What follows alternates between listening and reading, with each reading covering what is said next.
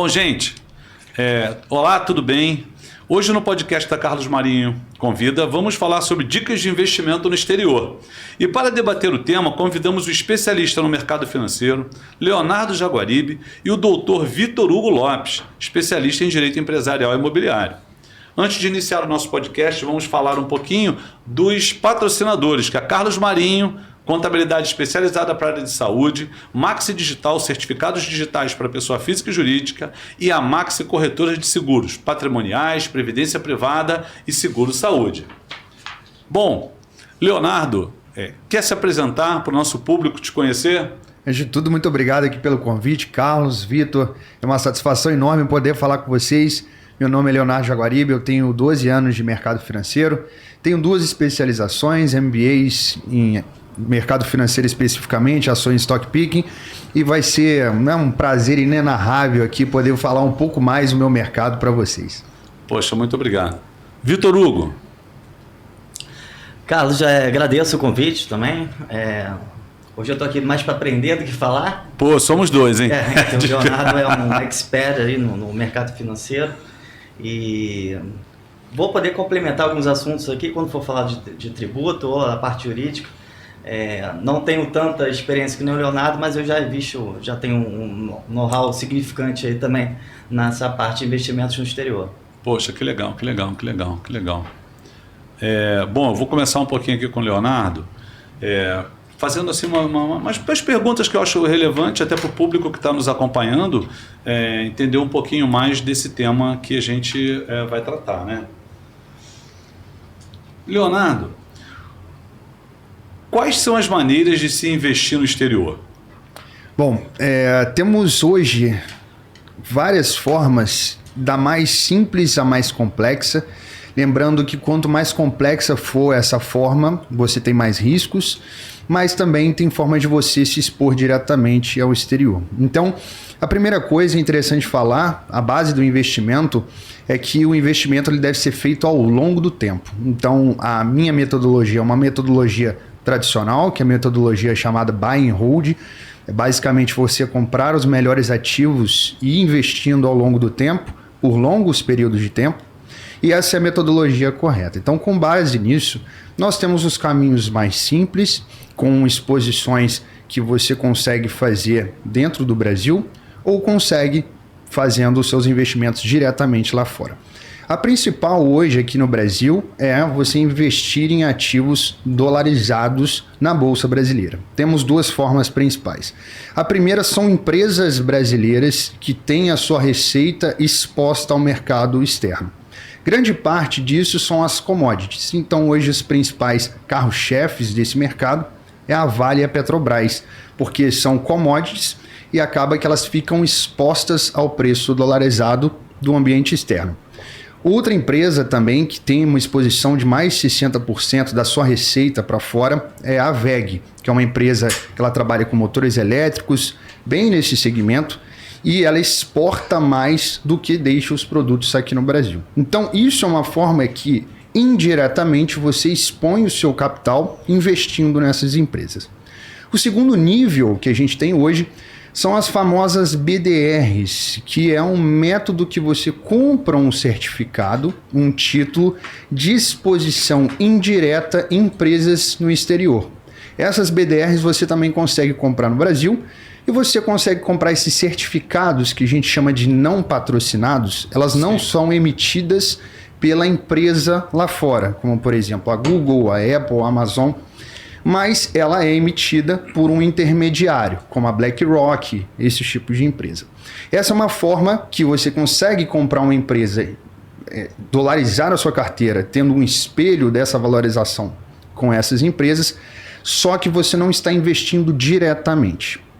Um risco que nós temos nesse tipo de investimento é a liquidez.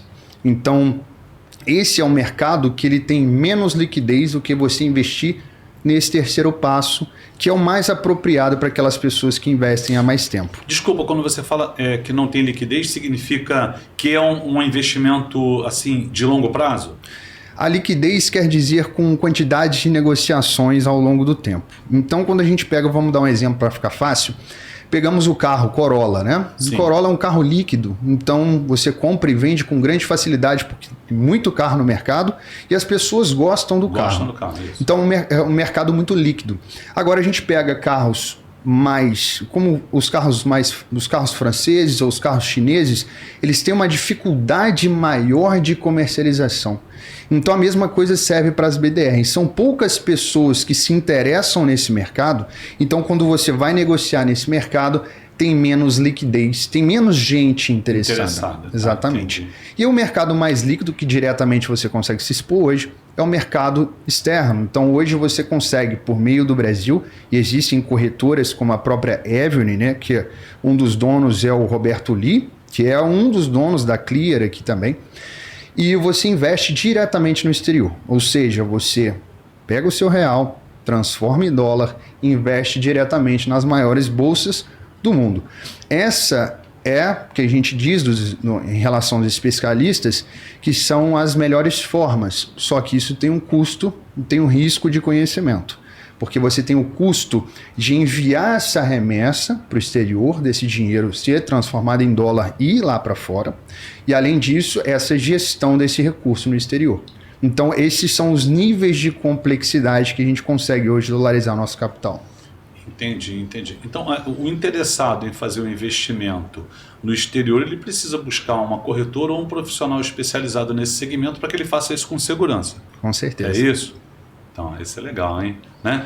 É importante também que o investidor tenha esse conhecimento, né? Para ele não sair aventurando com seu patrimônio apenas por intuição, porque ele leu e viu que é legal, sem cuidar de colocar o dinheiro também nas mãos de um profissional que possa lhe ajudar a direcionar corretamente esse investimento com toda a segurança que ele precisa ter. É isso, Vitor? Quer complementar alguma coisa aqui do que o Leonardo falou? Vou fazer uma leve complementação aí no último ponto que ele disse, né? Nessa última hipótese, né, de você investir diretamente no exterior, tem dois fatores que influenciam no custo, né? Que é o IOF e o spread do câmbio, né? Sim. Às vezes no fim da balança isso contabiliza aí para ver a tua rentabilidade final. Hoje é interessante trazer desse valor para a gente fazer fim de cálculo na cabeça do investidor. Quando a gente envia um dinheiro para fora, imagine 3 a 3,5% de custos operacionais para fazer essa remessa, junto com o IOF e o spread que a gente paga do dólar, que é o custo médio aí que a gente paga numa operação como essa. Então você considera que o custo para eu fazer um investimento lá fora, nesse caso aí, seria de 3,5%? Seria o custo para iniciar essas operações. Para iniciar as operações, exatamente, né? Você está de fato dolarizando o seu capital. Não, por exemplo, fazendo essa forma indireta que tem como fazer aqui no Brasil. Entendi. Eu tenho uma estratégia que eu não sei nem se está correta. Vou aproveitar aqui que a gente está gravando para tirar uma dúvida. Quando eu compro uma ação estrangeira, que eu vejo que ela tem paga um yields alto, eu compro o BDR dela, por causa que no exterior tem um percentual maior de imposto incidente sobre aquele yield. Está correta essa estratégia que eu faço ou eu inventei isso? Não, essa estratégia, ela é muito, na verdade, ela é muito utilizada pelos fundos de investimento porque eles não podem, muitas vezes, fazer essa remessa para o exterior. Então, eles usam as BDRs como forma de exposição. A única questão, novamente, que a gente traz é a liquidez da BDR, né? Porque quando você compra diretamente no exterior, você tem uma liquidez muito maior. Então, você tem milhões de investidores. Aqui no Brasil, quando a gente fala de BDR, você tem milhares, né? Então você reduz muito a quantidade de pessoas interessadas, então esse spread entre a compra e a venda ele pode ser maior. Vou dar um exemplo prático, né? Eu tenho aplicado China 11, que é um ETF que ele replica o índice da Bolsa Chinesa, e outro dia eu tentei vender 1000 unidades disso, né? 1000 ações. E simplesmente eu travei o mercado naquela cotação que eu estava vendendo, se não me engano era 7,90, alguma coisa assim. Eu não consegui vender. Para você ver como o mercado brasileiro é minúsculo ainda. É minúsculo, né? É minúsculo. Eu não sou uma pessoa milionária, mas fui vender uma quantidade razoável de um ETF, que replica a Bolsa Chinesa, que teoricamente deveria ser bem negociado, né, no nosso mercado, e não consegui.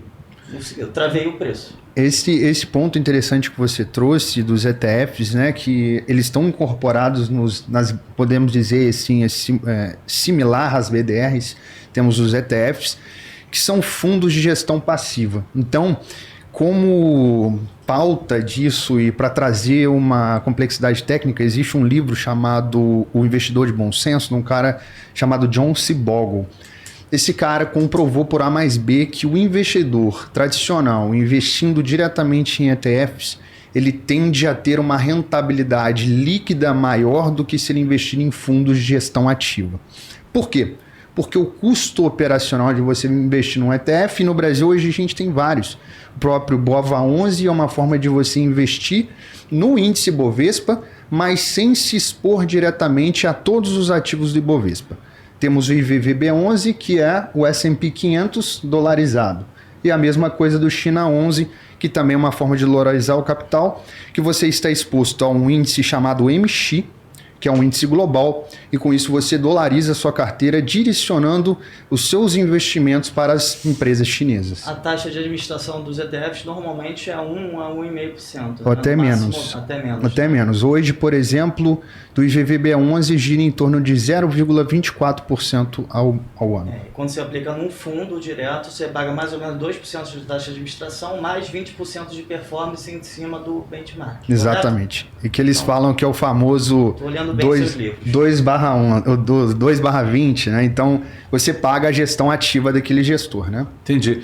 Leonardo, qual é a importância de dolarizar os investimentos? Vamos trazer para o atual momento, né? Para a geopolítica atual. Então, a gente tem que lembrar que estamos em momentos de instabilidade política global. O problema não é apenas Brasil, o problema não é latino-americano, o problema é mundial. Então a gente tem na Europa uma guerra desde fevereiro, né, da Rússia com a Ucrânia, e isso gera uma instabilidade política muito grande. E isso faz com que normalmente os investidores busquem investimentos mais, vamos dizer, mais conservadores, onde ele tem mais certeza que o capital dele vai ser protegido. E quando a gente fala de moeda, a moeda mais forte e mais líquida do mundo é o dólar, né? Porque ela vem construída desde o petrodólar, que é a construção fiduciária dela. Então, quando a gente dolariza a nossa carteira, nós estamos protegendo o nosso patrimônio na moeda mais forte. Lembrando que quando a gente fala de dólar e real, ao longo do período, né, a gente teve a criação do real em 1994, né, do Plano Real. Isso, é. Em 1997 tivemos a liberação do câmbio entre as duas moedas, e hoje o real vale cerca de 20% do dólar nesse período de 94 até 2022. Então a nossa moeda ela tende a perder em relação ao dólar justamente por causa do país em si que emite a moeda. E essa instabilidade política que nesse momento a gente está no Brasil, isso gera um estresse para a nossa moeda. Então é por isso que dolarizar o nosso capital é muito mais do que comprar dólar. Muita gente, quando me escuta falando disso, acha, então, Léo, eu tenho que comprar dólar. Não, na verdade, existe uma forma que ela é muito melhor do que isso. Você compra ativos dolarizados. Esses ativos dolarizados são empresas geradoras de fluxo de caixa em dólar, que esse fluxo de caixa em dólar vai reverter para o acionista justamente em detrimento do seu real. Então ele gera muito mais valor ao seu portfólio ao longo do tempo. Entendi. Interessante, né? Vitor, quer complementar? Olha, eu acho que o Léo já foi perfeito nesse assunto aí.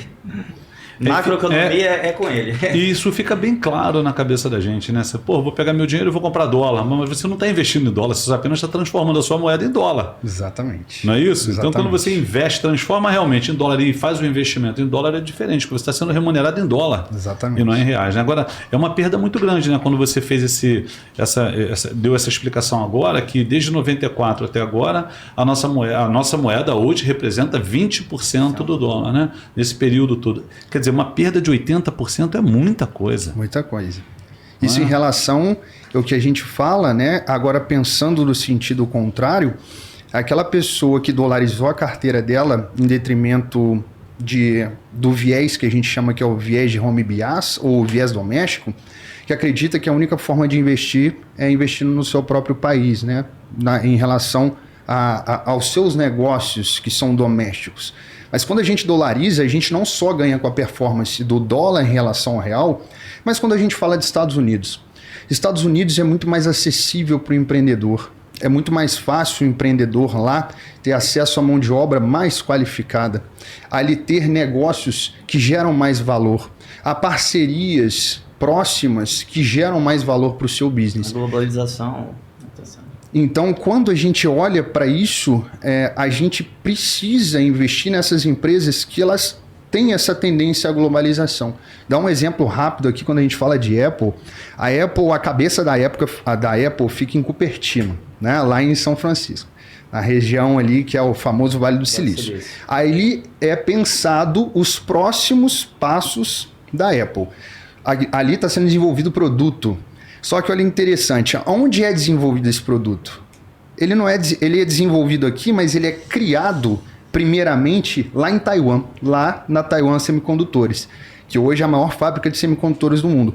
Ou seja, para um celular vir para cá, para nossa mesa, ela foi alguém que desenvolveu nos Estados Unidos, foi criado um chip lá em Taiwan, esse chip provavelmente foi para as Filipinas ou para a China, o celular foi montado, foi estruturado e dali foi vendido para a China, foi vendido de volta para os Estados Unidos, foi vendido para o Brasil. Ou seja, a gente está falando de uma empresa global.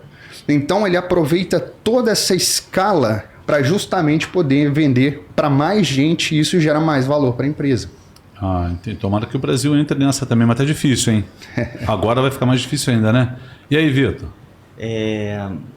Acho interessante o que ele falou, porque eu acho que o brasileiro tem uma cultura de dolarização à moda antiga. Eu acho que quem nasceu, acho que talvez antes de 1975, dolarizar a carteira é comprar dólar em espécie e guardar talvez no fundo do colchão. Eu acho que o brasileiro ganhou uma espécie de trauma com os planos econômicos do Collor, com toda aquela superinflação.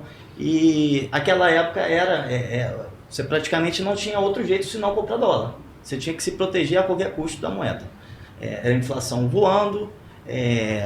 Isso quem podia, né? Quem podia. Quem não podia.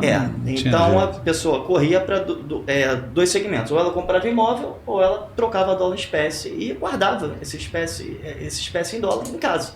Foi o caso até dos meus pais. Até um certo período eles guardavam dólar em espécie em casa. Salvo engano, meus avós também. A pessoa tinha cofre em casa, né? Para guardar moeda, dinheiro. Guardava em casa, muita gente fazia isso. Sim.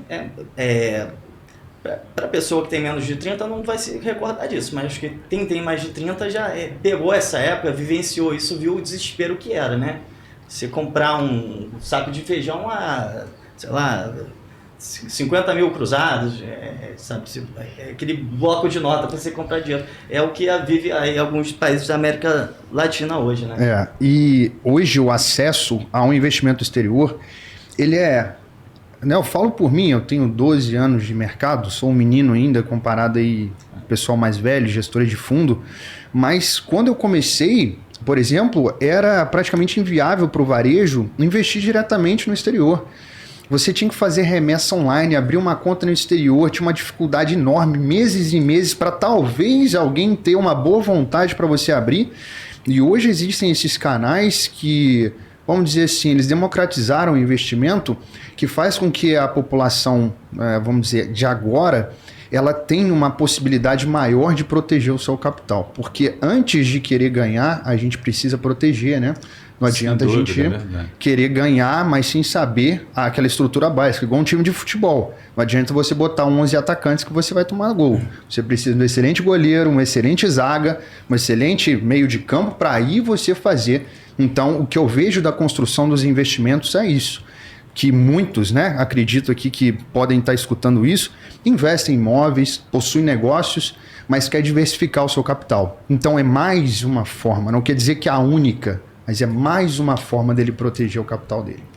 Acho que aquela velha máxima, né? Para você não pôr todos os ovos numa cestinha só, né? Eu acho que isso aí caberia muito bem aqui. Mas o que eu fico imaginando também é o seguinte, até que o Vitor falou lá atrás, em 75, você citou, não foi? quem nasceu Isso antes ou depois. Porque quem já estava em idade produtiva nessa época do... Na verdade, eu acredito o seguinte, com o advento da internet também, a informação chega com mais facilidade, né? E num nível muito melhor ou com muito mais detalhes do que antes. Então, acho que isso também facilitou essa questão de você investir no capital exterior, da globalização em si, né? Porque hoje mesmo eu vindo para o escritório, eu estava pensando, pô, alguns anos, eu estava ouvindo algumas músicas lá dos anos 70 no carro, 80, cara, né? Como é que essas músicas faziam tanto sucesso naquela época se a gente não tinha globalização, né? Por não tinha, né, o Spotify, não tinha, mas chegava um disco CD aqui, às vezes chegava alguns anos depois, né? E aqui era o maior sucesso, já não era mais lá no seu país de origem, né? Como é que Carmen Miranda chegou lá fora daquele jeito, pois Roberto Carlos, né? Como é que pode isso, né? E você vê que eram outros canais de comunicação mais lentos, né? Difíceis, mas chegavam. Só que não chegavam com tanto acesso, né? Hoje, pô, o pessoal que mora numa comunidade mais humilde tem o seu iPhone. Às vezes o cara não tem a casa dele emboçada, mas ele tem um iPhone. Exatamente. Ele tem um computadorzinho, tem um notebook, ele tem. E tem internet. Né? Porque o governo até proporciona em algumas regiões até internet gratuita. Então o cara vai lá para a pracinha, conecta lá o celular dele e consegue estar acessando assuntos, informações do mundo inteiro. Então, eu acho que a informação ajudou também a popularizar um pouquinho mais essa questão do investimento no exterior, conscientizou também os profissionais que querem proteger o seu patrimônio, que ele passou a ter mais opções, não é só comprar bens. Imóveis, né? Antigamente comprava até automóvel como patrimônio, né? Porque eu lembro perfeitamente, se eu não me engano, em 1984, eu comprei um carro por 7 mil, acho que já era cruzeiros novos, cruzeiros já era reais. E vendi por 9.500 pratas. Isso aconteceu recentemente agora. Ano passado. Agora. A FIP cresceu muito mais que Pois para você ter uma ideia, eu comprei um carro em 2018, vendi no início desse ano pelo mesmo valor, exatamente o mesmo valor que eu comprei há 2 anos atrás. Você sabe qual foi o meu melhor investimento nos últimos 3 anos? Eu acho que ninguém vai acertar aqui. Um jet ski. Pô, jet ski tá valendo uma grana, não consigo comprar um por isso. Em 18 meses, um pouquinho mais, 20 meses, ele valorizou uns 30%. Olha só que beleza, jet ski. Mas é isso mesmo, gente. Se você der uma olhada, essa é uma moto aquática que tá pelos olhos. Tem carro zero que não tem, não vale o preço de uma moto aquática. Isso tem explicação, né? Não é assim. Analista é bom porque você interpreta o passado, né? Claro. Quando a gente vê os análises que realmente conseguem prever o futuro, ninguém consegue. Mas tudo que a gente está conversando em relação a isso, é interessante que o próprio investidor olha para isso, como por exemplo, na casa dele. Antigamente a gente tinha menos produtos globalizados dentro de casa. Hoje, quando a gente olha aqui no próprio estúdio, a gente vê praticamente tudo marca exterior. Marca de fora. Então, seja a Apple, seja aqui o microfone da Shure, seja uma câmera da Sony, seja o ar-condicionado, seja a televisão. Ou seja, quando a gente olha, 90% às vezes do que a gente está encostando veio de fora. Isso. Então, por que a gente compra bens, por exemplo, dentro da nossa casa Danone, compra lá o chiclete, todas são marcas de fora. Então a gente pode investir nessas marcas, como acontece aqui no Brasil, justamente para que você receba esse lucro que essa empresa tem, mas a gente não está falando de um lucro regional, né? A gente está falando de um lucro global. E exatamente essa é a grande sacada. Que a gente, quando entende que a gente pode acessar esses mercados, não necessariamente Estados Unidos, mas a gente tem mercados asiáticos hoje, que são os mercados que mais crescem, China e Índia. Hoje, por exemplo, o homem mais rico do mundo não é mais o Elon Musk, né? É um vendedor de roupas de grife, né? Que é o Arnaud. E ele é um cara que trabalha com roupas de grife. Da Louis Vuitton? Da Louis Vuitton. Ah, não sabia, não. Ele passou, semana, né? Pode ser que seja até agora, mas ele tinha ultrapassado. E o dos próximos que a gente fala nessa lista dos 10 homens mais ricos do mundo, temos já 2 indianos. Então, a gente às vezes já conversa com outros interesses, assim, para aqueles que gostam de ver um pouco mais longe, interpretar um pouco mais o cenário. Quando a gente olha para a geopolítica, a gente vê que tem alguns países que eles carregam o mundo nas costas. Já foi os Estados Unidos, a Europa, muito tempo, os Estados Unidos, depois passa para a China. A China agora vive um momento de vamos dizer assim, de acomodação em relação à sua população e o seu crescimento, muito com base na dívida externa, mas agora a gente tem outros países se destacando. Um deles aqui, a gente acabou de citar, é a Índia e os tigres asiáticos. Depois dê um Google e olha a Indonésia, por exemplo, que já tem uma população maior que o Brasil. Então, esses serão os próximos carro-chefes. Então, dali vai ser produzida também bastante tecnologia. Então, o interessante é que quando a gente olha investimentos internacionais, a gente não está falando só dos Estados Unidos, a gente está falando do mundo. E quando a gente fala do mundo, aparecem muito mais oportunidades que se a gente olhar apenas para o nosso bairro, né? Poxa, com certeza, né? Por exemplo, a gente que circula muito pelo país e para alguns, você observa algumas mudanças. Mercado, né? Um tempo atrás eu fui a São Paulo, acho que eu não lembro o nome da rua que eu tive lá, que é um grande comércio, né? A céu aberto. 25 de março? Acho que foi por lá. Aí eu conversei com um comerciante lá, que ele estava me falando o que já mudou lá, que começou acho que com os judeus, depois veio os árabes e agora são os chineses. Entende? Então, cara, eu fiquei impressionado. E eu entrei em muitas lojas lá e só tinham chineses trabalhando.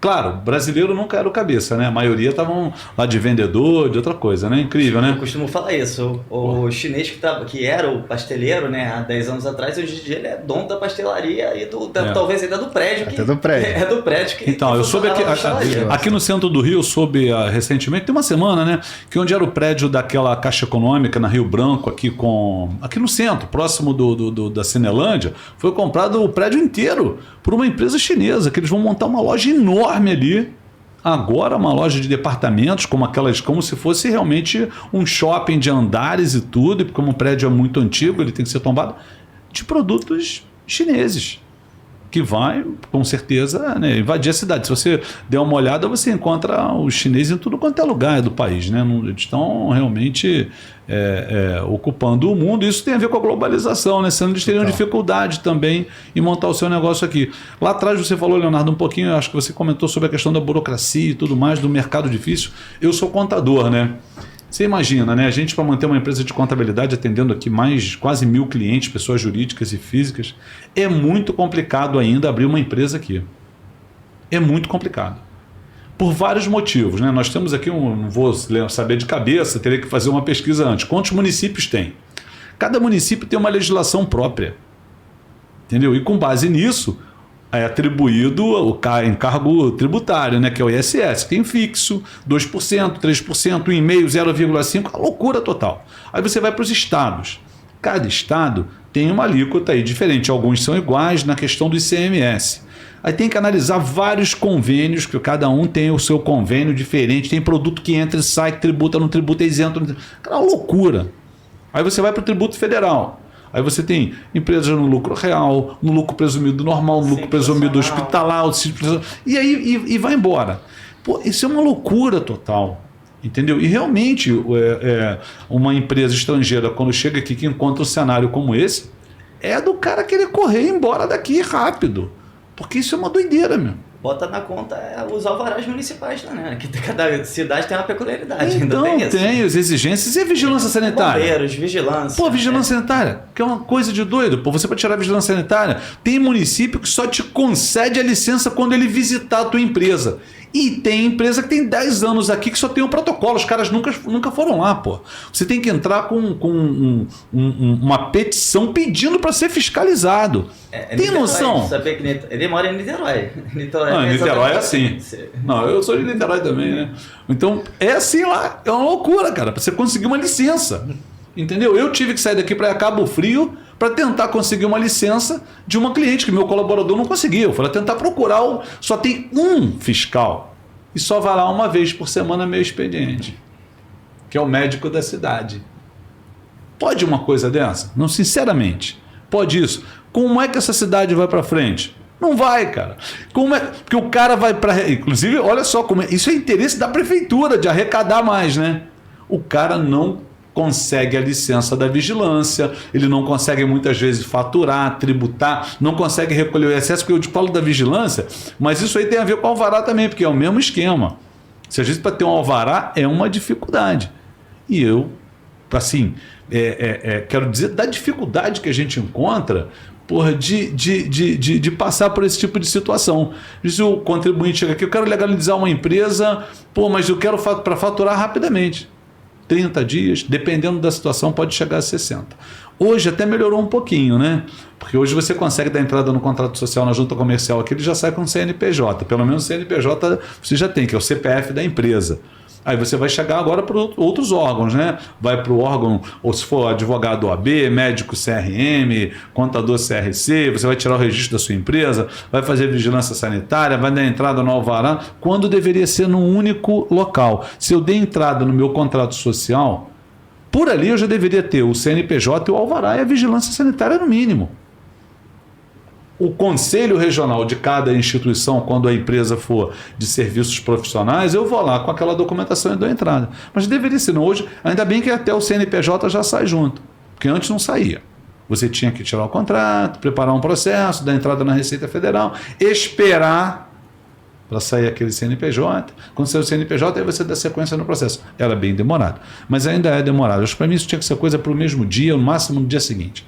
E isso trava também toda a economia do país, né? A gente fica numa loucura total. Não é isso, Vitor? Vitor, porra, também depende desse documento. Eu acho que a lei da liberdade econômica melhorou muito. Eu acho que, salvo engano, a estimativa para abertura de uma empresa antes dessa lei de 2019 era de, acho que 90 dias, alguma coisa assim. E reduziu para 20 dias, alguma coisa assim. Foi mais de um terço. Eu posso te dizer uma coisa, na verdade? A gente que faz isso, não mudou muita coisa não. O tempo continua mais ou menos o mesmo.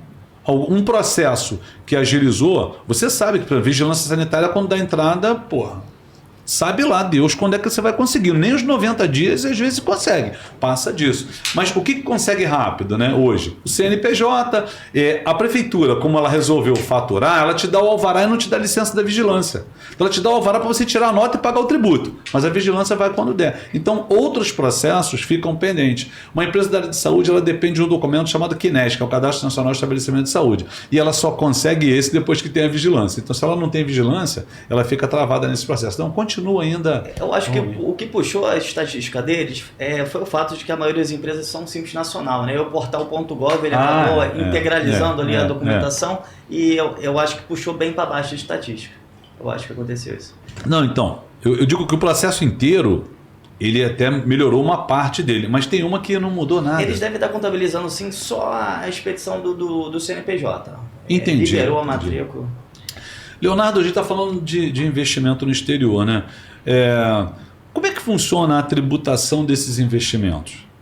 Eu vou deixar essa parte. Pode falar um pouquinho disso? Ou o Vitor também, claro. Porque ele, mais do que eu, né? Ele que praticamente me assessora, inclusive, nisso. Eu vou até anotar isso aqui. Vamos lá. Eu vou falar primeiro do investimento direto no exterior, né? A pessoa que compra aquela Apple, aquela Microsoft, diretamente numa corretora exterior. Com relação ao lucro, né? Ela tem uma isenção desse ganho de capital se ela vender no mês corrente até R$35 mil. Né? Passou disso, vai pagar aqueles 15%, que é o padrão do ganho de capital. Isso para pessoa física. Se for pessoa jurídica, uma pessoa jurídica no Brasil e investir no exterior, aí já vai passar por aqueles 34%. Não vale a pena. Quem tem uma holding lá fora já pagaria a tributação diretamente. Se a holding fosse sediada em Porto Rico ou Estados Unidos, ela já pagaria a tributação diretamente ao governo americano, que é uma tributação mais baixa ainda do que esses 15%. Mas, em regra, vendeu até R$35 mil, você tem a isenção do ganho de capital. Acima disso, você vai pagar os 15%. Tá. Vitor, deixa eu te fazer uma pergunta. Se você não souber responder, não tem problema nenhum. Então, eu fiz um investimento, tive um lucro de R$40 mil. Eu vou tributar R$5 mil acima de 35 ou eu vou tributar os 40 mil? Pior que você tributa em cima de tudo. Os 40 mil, né? Entendi. Então essa é uma informação bem legal. A outra que você me falou é o seguinte, você falou assim, investir como pessoa física é melhor do que jurídica. Então, em alguns casos. Em alguns casos. Então seria mais interessante que esse investidor, que é uma empresa, por exemplo, né, que ele distribua o lucro para o seu sócio e o sócio faça o investimento como pessoa física.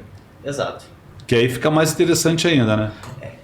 Essa conta de padeiro vai depender um pouco da reforma tributária agora, né? Porque se você tiver que tirar capital da empresa, pagando, sei lá qual vai ser esse percentual, pagando, sei lá, 15% de lucros e dividendos, aí talvez não vai valer a pena.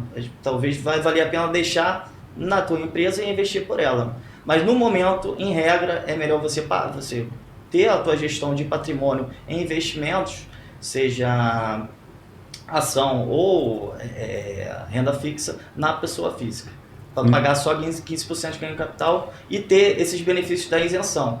Aqui no Brasil até R$20 mil e lá fora R$35 mil. Lembrando que aqui os dividendos ainda não são tributados, né? Seja das ações, seja dos fundos imobiliários, que é algo que pode ser que no futuro próximo isso venha mudar e que caia nessa mesma condição aí dos 15%. A gente não sabe, mas é uma situação que deixa o Brasil famosa jabuticaba brasileira, né? Porque quando a gente olha lá fora, estrangeiro, inclusive nos Estados Unidos, as empresas fazem umas manobras, inclusive de entregar mais ações para não pagar em dinheiro em si, justamente por causa da taxação dos dividendos. Mas até nisso é interessante que a pessoa saiba desses valores para fazer seu planejamento financeiro na hora de vender algum bem que seja um ativo na bolsa, para que ele não faça essa venda toda de uma vez, ele possa diluir e aproveitar dessa isenção durante o período que, lembrando que esses valores aqui que o Vitor falou, são valores do montante e não do lucro, né? Sim. Entendi. Vitor, quando você falou agora da questão da reforma tributária, né?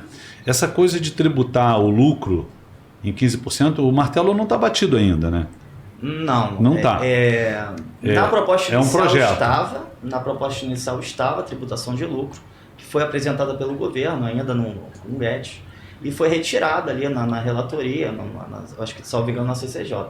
E veio essas crises políticas aí acabaram deixando de lado essa reforma tributária, e acredito que vem aí no primeiro ou segundo semestre do governo atual. Tá, atual, né? É ruim pra caramba, mas tem gente que gosta, né, de pagar um pouquinho mais de tributo para ajudar o governo, né? Entendi. Bom, mas o que eu queria falar para você é o seguinte, tem uma limitação, pelo menos na proposta que foi aprovada no Congresso, tinha uma limitação, né?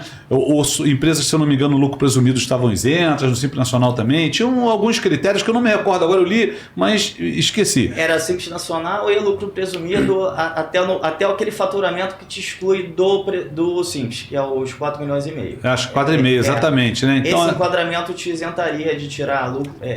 Tributar o lucro, né? Na fonte onde distribui. Entendi. Bom, que é uma coisa terrível. 15% é uma tributação pesadíssima. Mais 15%, mais 15%, não é? Mais 15%. O problema é a bitributação, né? É porque é uma bitributação. É uma bitributação, que você paga uma vez o imposto na empresa e paga de novo para você. É o mesmo fato gerador para dois tributos, né? O que é um absurdo, né? É uma coisa assim realmente surreal, mas a gente está vendo aí já, inclusive, projeto para tentar furar o teto de gasto em alguns bilhões, e isso realmente pode trazer um caos bem grande para o país. E isso, para mim, no meu ponto de vista aqui, estimula muito uma coisa péssima, que é a sonegação. Com certeza. Entendeu? O que se faz para o país aumentando essa carga tributária, eu não vou nem falar a palavra que eu gostaria de dizer aqui, porque eu não quero ser cancelado, mas o que faz com o cara que empreende nesse país, que gera emprego, que gera oportunidade, é uma grande... Entendeu? Não sei se vocês concordam comigo, mas é isso, entendeu? Primeiro, isso inclusive diminui o emprego, porque você aumenta a carga tributária, tira a capacidade de empregar. O encargo tributário, social, com INSS e entre outros tributos, para quem emprega é muito grande, é bem complicado isso, né? E aí você agora vem tributar, porque aquele cara trabalhou, o risco é dele, o cara suou para montar o seu negócio, monta a empresa, ele paga funcionário, paga instalações, paga aluguel, paga tudo. Aí vem o governo, tributa ele na empresa. Olha, vou te cobrar lá no mínimo uns 16% a 20% da sua empresa de tributo sobre o teu faturamento. Ah, legal, paguei 20%, eu não vou pagar mais nada. Não, senhor. Você pagou os 20%, quando você for tirar o seu dinheirinho lá, seu lucro, direito seu, você trabalhou para isso, vai ter que pagar mais 15%. Isso está errado, né? Não está legal. A gente não pode permitir que isso aconteça nesse formato. Eu acho que o maior problema para o empresário não é nem a carga tributária em si, mas todo esse emaranhado tributário. Porque ele não tem previsibilidade do lucro que ele vai ter. Ele não consegue fazer investimento, contratação. E não é só emaranhado tributário, é essa emaranhado de legislação trabalhista também.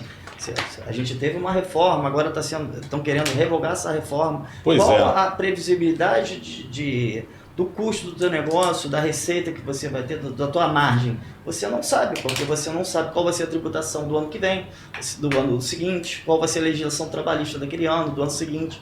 Você fica sujeito a várias variáveis que te dão uma gestão muito ruim do seu negócio. Isso reflete diretamente no índice de complexidade industrial que o Brasil, infelizmente, perdeu esse boom, que é o que você falou. Como falta previsibilidade para o investidor, para o empresário, para o empreendedor, ele vai investir naquilo que é mais rentável no curto e médio prazo, porque ele não consegue colocar investimentos de mais longo prazo por falta exatamente de conseguir enxergar esse retorno dos investimentos. E acontece isso, né? Eles falam que a maldição dos 10 mil dólares do PIB per capita que o Brasil vive e que tem vários países que passaram por isso. Por essa instabilidade financeira, a dificuldade tributária, a dificuldade burocrática e até a nossa instabilidade política que dá direto na taxa de juros, da inflação, a gente, né, em geral, prefere investir em negócios que eles têm um médio valor agregado, mas a gente não pula essa fase. Quando a gente pega esses grandes países, até Japão, Coreia do Sul, Estados Unidos, Europa, o índice de complexidade deles é extremamente alto. Por quê? Porque lá eles conseguiram, durante muito tempo, manter uma taxa de juros baixa, e isso favorece para o investidor, para o empreendedor. Então, por exemplo, a gente tem uma empresa, né, tem lá um médico que ele quer expandir o seu negócio. Ele sabe que ele vai pegar o crédito a 1% de juros, que seja ao ano, por exemplo, que já aconteceu nos Estados Unidos, 2%, e ele vai poder investir realmente no seu negócio. No seu negócio e na capacitação das suas pessoas, no desenvolvimento de programas, não só de programas direcionados para a área dele, mas em tecnologia, né? A gente está falando de tecnologia, daquele médico para comprar uma máquina mais evoluída, para trazer um conhecimento maior, e esbarra exatamente nessa instabilidade. Então, levo de novo a esse ponto que quando a gente diversifica no mercado externo, é justamente essas alternativas que a gente está buscando, que aqui no Brasil a gente não consegue ter. Então a gente busca empresas que conseguem fazer isso muito bem lá fora, e a gente tem essa geração de fluxo de caixa em dólar para a gente. Entendi. Carlos, eu vou fazer só duas complementações com relação à tributação aqui que ficou faltando. A primeira, o Léo disse, né, que a gente é isento, né, de tributação dos dividendos, do lucro e dividendo de ações e FIIs imobiliários. Nos Estados Unidos não é assim, né? Você paga um valor até alto em cima do yield, né, dos dividendos que eles te pagam. Chega a quase 40%, é um valor bem alto. Isso para não residente. Se você for residente, você paga uma tributação bem baixinha. Por isso que aquela minha sugestão, né, muito primária ainda, mas foi uma ideia que eu tive sozinho, até de as ações que têm uma alta rentabilidade, que pagam bastante dividendos, você tem BDR, porque a tributação é menor. O segundo assunto é a questão da tributação de herança, que as legislações brasileiras e dos Estados Unidos são bem diferentes com relação a isso. Por incrível que pareça, aqui, o nosso ITCMD, né, que é um dos menores do mundo. É um dos menores do mundo. Ele começa em 4 e vai a 8 essa alíquota. Tá? A maioria dos estados começa em 4, 5 e vai até 8 no máximo. Nos Estados Unidos, ela tem uma isenção até, acho que é 60 mil dólares, e ela vai aumentando rapidamente ali até chegar a 40%. 40%, é verdade. É um valor muito alto. Por mais críticas que a gente tem até esse governo que vai entrar, eu sou favorável ao aumento do ITCMD, e eu vou te explicar por quê. Ele acaba impulsionando a transferência de renda. Você acaba pegando o teu patrimônio para o patriarca da família, ele acaba distribuindo a renda mais rápido para os filhos que estão em idade mais produtiva. Isso acaba acelerando um pouco a economia, fora a questão da tributação, né, do recolhimento.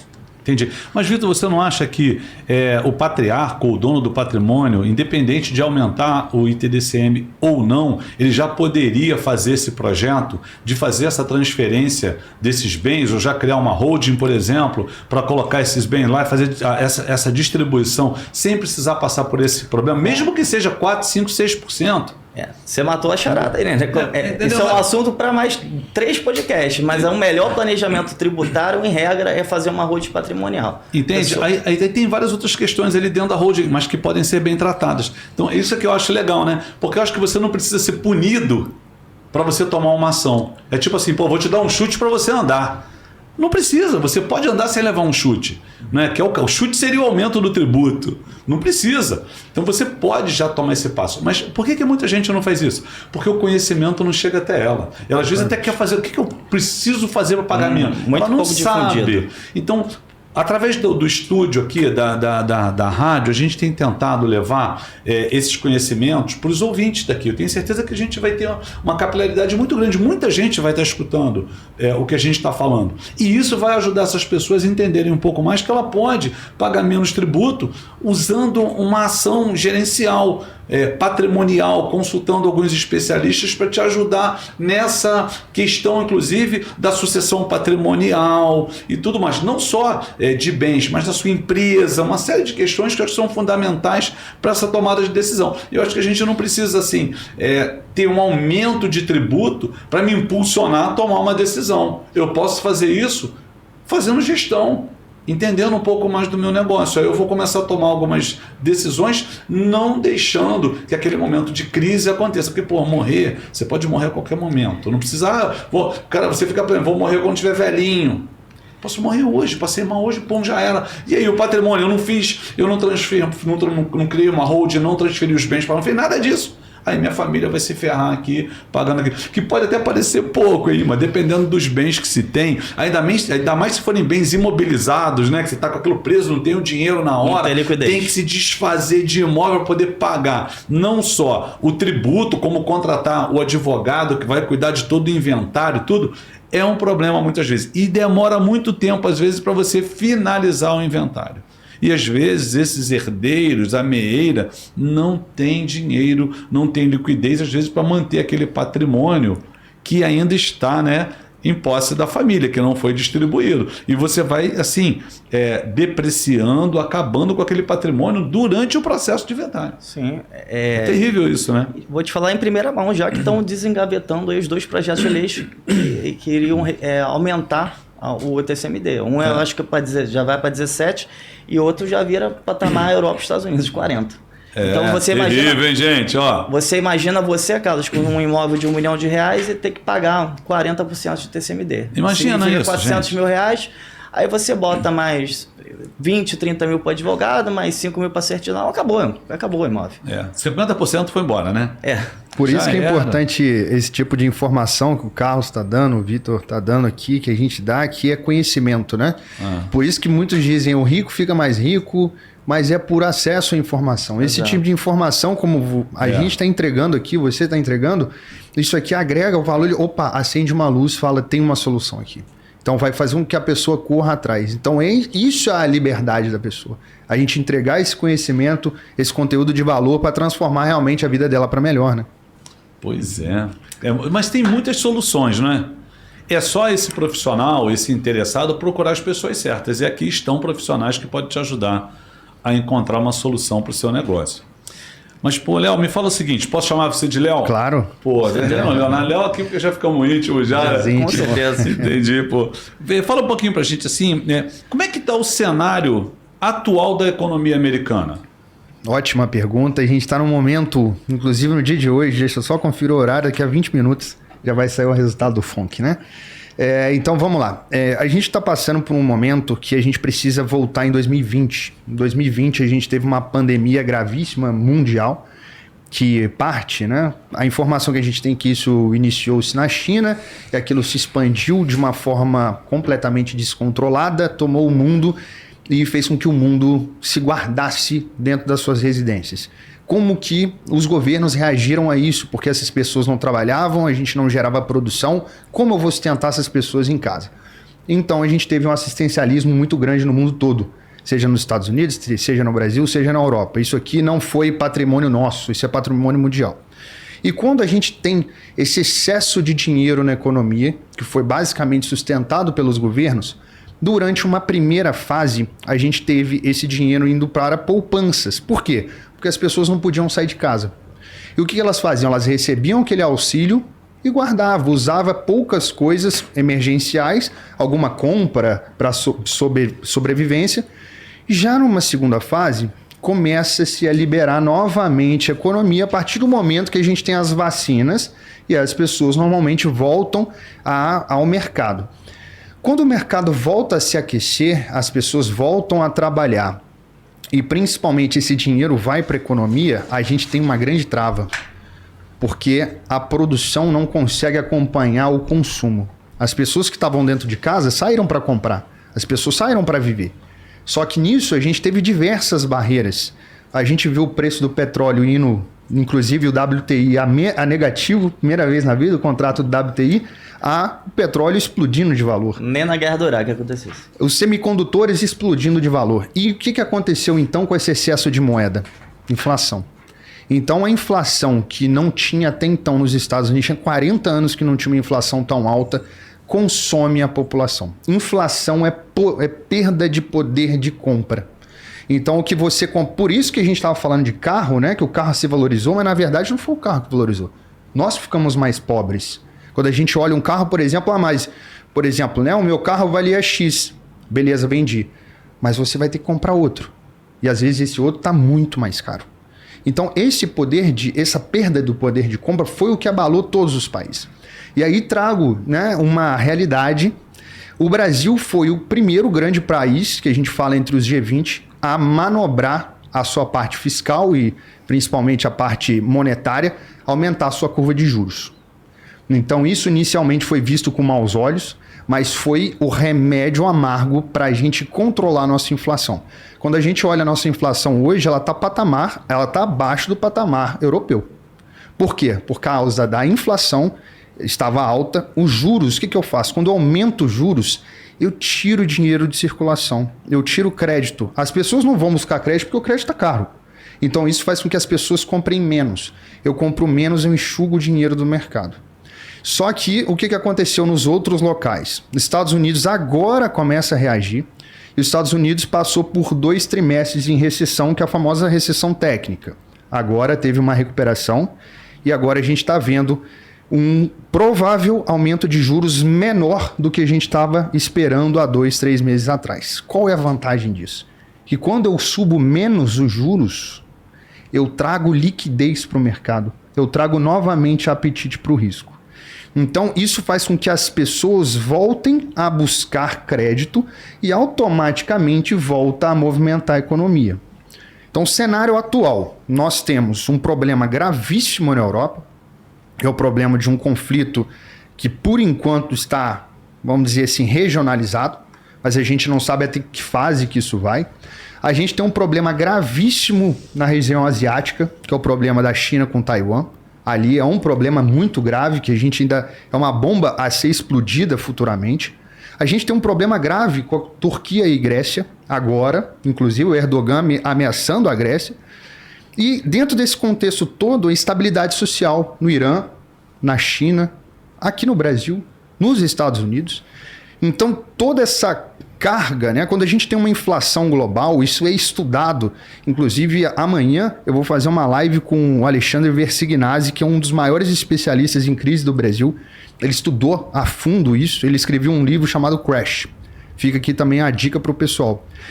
E conta que quando a gente vive esses momentos inflacionários, há uma ebulição social. Essa ebulição social pode criar problemas como aconteceu lá no início da Segunda Guerra Mundial. Depois da crise de 29 surgiram duas grandes forças políticas, que foi o comunismo, /socialismo e o fascismo. Isso, no final das contas, se choca e cria-se a Segunda Guerra Mundial.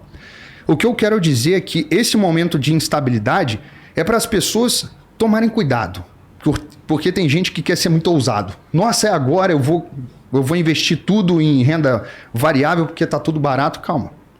O mundo não vai acabar amanhã e o seu recurso pode. Tem uma frase no mercado que a gente diz que você pode estar certo, mas talvez o tempo vai demorar e você não vai ter liquidez suficiente para suportar esse tempo. Então, a recomendação, né, que a gente vê nos Estados Unidos uma tendência da recuperação econômica americana, mas olhando para a Europa, a gente vê um problema grave, não só inflacionário, que continua alto lá, a inflação está acima de 10%, hoje sai o resultado do Reino Unido um pouquinho mais baixo, mas isso pode gerar problemas, principalmente ali que a gente vê Oriente Médio e Ásia. Então, bastante cautela, né? Sempre essa palavra. Seja um investidor moderado, diversifique o capital e não se exponha demais. Porque às vezes a gente fica lendo muito livro de guru, né? Nesses momentos que eu fiz a minha fortuna e agora que eu vou comprar tudo, vou dar um win. Não faça isso, né? Como sempre, é o correto no mercado, né? O Carlos falou que muito bem, diversifique o capital, seja moderado. Quando tiver todo mundo também muito desesperado, procure com atenção que vai ter bons negócios, mas também sem fazer nenhuma loucura, né? Não se emocionar nas notícias. Nem para baixo, nem para cima. O mercado ele trabalha muito com essa coisa da emoção, né? Ele vai Total. naquele momento ali, aproveita algumas situações na sociedade que estão acontecendo naquele momento e lança o seu produto, a sua ideia, né? E muita gente compra de primeira. Então, acho que alguns cuidados realmente, prudência. Você acha que esse estresse geopolítico vai um pouco de encontro aí com a eleição dos democratas nos Estados Unidos? Ou você acha que era um cenário que já era previsível aí? Eu acho que pode, como palavras de um professor meu, especialista em China e Estados Unidos, Roberto Dumas, do MBA, nunca vou esquecer o que ele falou. Temos grandes diferenças entre o Trump e o Biden, né? O Trump é um cara que quer resolver tudo sozinho. O Trump é aquele cara que eu vou resolver e senta lá numa piscina junto com o presidente da Coreia do Norte. Ele faz sozinho. É diferente do Biden. O Biden é um cara coletivista. Ele quer reunir, não é à toa que a OTAN tomou uma força enorme quando ele reassumiu. Então, essa questão pode ser que provavelmente influenciou na tomada de decisão do Putin, né? Que foi justamente de invadir. Lembrando, vamos contar aqui 2 minutinhos só, justamente o que está acontecendo na Rússia. Isso remete lá na época, né? Quando termina que a gente tem a dissolução das uniões das repúblicas socialistas soviéticas por um cara que foi o principal político ali, Gorbachev, né? Criou Perestroika e Glasnost. Ele, em 1991, se reúne com o secretário das Relações Exteriores dos Estados Unidos, James Baker, e fala o seguinte: olha, eu vou abrir o meu mercado desde que vocês não avancem com tropas, ou seja, não coloque tropas, áreas, não tome aqui essa área, vamos dizer aqui, do Ocidente europeu, para que a gente não se sinta incomodado. Eu não quero que tenha tropas nessa região. Tá, beleza, tudo bem. Só que esse contrato ele não foi firmado, né, escrito, ele foi verbal. E os Estados Unidos não cumpriu isso. Fez a OTAN, não só a OTAN, caminhou em direção à Rússia. Em 2014, Putin já estava no poder e ele simplesmente financiou um ataque na Crimeia. A primeira incursão. A primeira incursão na Crimeia, que foi esse movimento. Onde ficou acordado que a região já seria anexada. Então, teoricamente, né, o Putin só estava fazendo cumprir o que ficou acordado em 2014. Pouca gente fala disso na mídia, mas na verdade ele está tentando fazer cumprir uma determinação anterior. Correto? E foi simplesmente um segundo aviso, né? Só que um aviso muito mais grave. Ele falou, olha só, 2014 nós já demos um recado, todo mundo já sabe disso. Ele não fala isso diretamente porque eles ainda dizem implicitamente que não foram eles que financiaram aquela, né, a incursão na Crimeia. Mas quando chega agora, ele realmente fala em fevereiro, olha, a gente está aqui só fazendo um exercício, mas eu não quero que a OTAN venha para o lado da Ucrânia. E aí o que acontece, né? Se não me engano, dia 24 de fevereiro, alguma coisa assim, eles invadem a Ucrânia. A partir de agora, a gente tem um estresse que o próprio Trump já tinha reconhecido e já tinha reunido com os membros da OTAN, falou, olha só, vocês estão querendo se tornar verdes, né? Não querem mais usina nuclear, vocês querem usina porque biomassa, querem, mas esquece que é o seguinte, vocês estão comprando bilhões de dólares de gás que vem da Rússia. Se der algum problema, e foi exatamente aí que o Putin se aproveitou. Porque ele viu uma falha da OTAN, viu uma falha uma fraqueza talvez do Biden e força essa guerra justamente utilizando do que ele tinha de melhor, que é o gás natural, que são os 2 Nord Stream, né? Suspendeu, né? Aí durante, não sei se já voltou, porque a Europa estava sem o gás. Por enquanto ainda continua e aí eles tiveram que reacionar as usinas termoelétricas, né? As usinas. E essas são hoje utilizando basicamente carvão mineral, os combustíveis fósseis que eles mesmos combatiam, né? Combatem, né? Principalmente aqui no Brasil. Né? Aqui no Brasil a narrativa é muito boa. Eu queria voltar um pedacinho só no que você falou lá atrás, quando você falou assim, pô, mas o Brasil conseguiu dar uma virada quando ele mexeu na taxa de juros. Isso foi o ministro da Fazenda, o Guedes? Na verdade, foi um jogo muito bem orquestrado, na minha visão, né? Porque, assim, é fácil das pessoas que não têm, assim, às vezes, o aprofundamento com uma visão muito econômica, muito, vamos dizer assim, muito macroeconômica, que, na verdade, é uma orquestra, né? A economia brasileira são vários artistas, na verdade, tem que ser artistas para conseguir... são muitos indicadores e muitas informações. Na verdade, foi o Paulo Roberto de Campos Neto, que é um cara sensacional. Por sorte, ele vai continuar, né? Foi aprovada a lei para o Banco Central ser mandato, né, de 4 anos, eles ficam entre 2 governos, né? Então isso foi o ponto positivo. Se não fizerem nenhuma PEC de madrugada, de novo. Que pode acontecer ontem, né? Com a lei das estatais, né? Justamente flexibilizando para o Luiz Mercadante assumir a presidência do BNDES. Enfim, mas foi uma orquestra muito bem feita, né? Tanto com o lado do ministro da Economia, quanto com o presidente do Banco Central, que eles têm que jogar na mesma moeda, né? Porque é tudo uma orquestra. Certo. E eles jogaram muito bem, na minha visão, assim, de investidor e economista, né? E aí, Vitor? Quer acrescentar alguma coisa? Vamos falar um pouquinho sobre China, Léo?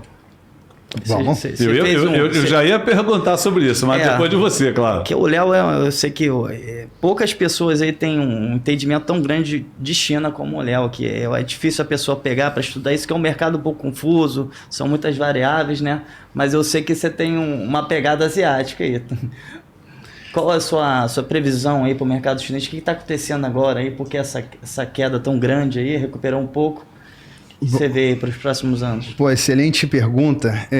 Nós aqui do Ocidente, a gente costuma achar que a Europa e os Estados Unidos é o centro das atenções, né? Que tudo é produzido lá, que o mundo vive lá.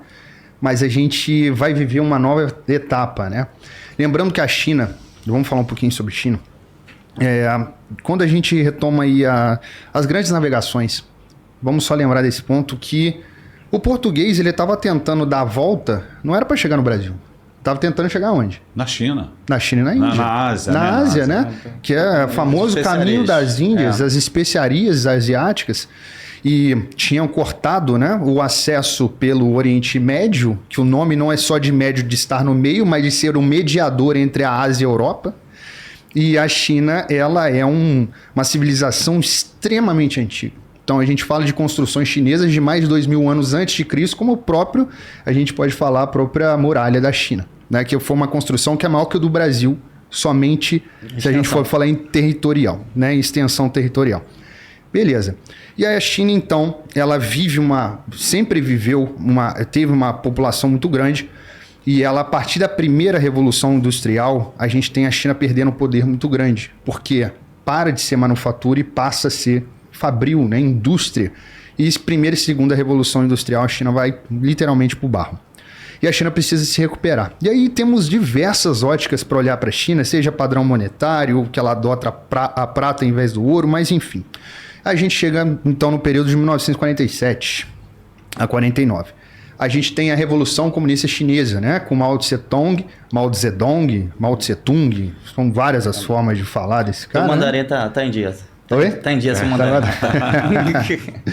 E ele é uma revolta camponesa, que basicamente são as pessoas que não têm absolutamente nada. Ele consegue uma revolta com a população imensa chinesa, que era completamente miserável, e ele faz essa revolta de uma ideia socialista, comunista, e expulsa o Kuomintang, que era um partido mais ligado, vamos dizer, mais liberal, se podemos dizer isso na época de 1947, com um cara chamado Chiang Kai-shek. E para onde eles fogem?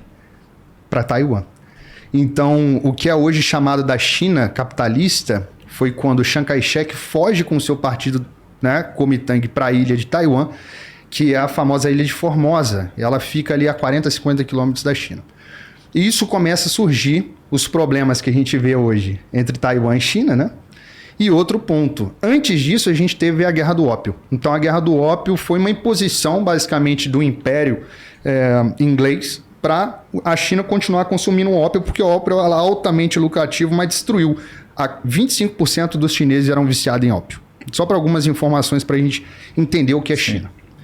Beleza. Depois disso, a gente tem um movimento comunista na China muito forte, que ele não consegue dar certo, mas ele consegue inserir algumas ideias de servidão na população, que a gente não vê isso em outro lugar. Então, a pessoa ser menor do que o Estado. Quando a gente fala de capitalismo, liberalismo, o indivíduo, ele é o principal ator. Não, o Estado, ele é o coadjuvante. Na China, ao contrário. O Estado é principal ator e o indivíduo é coadjuvante.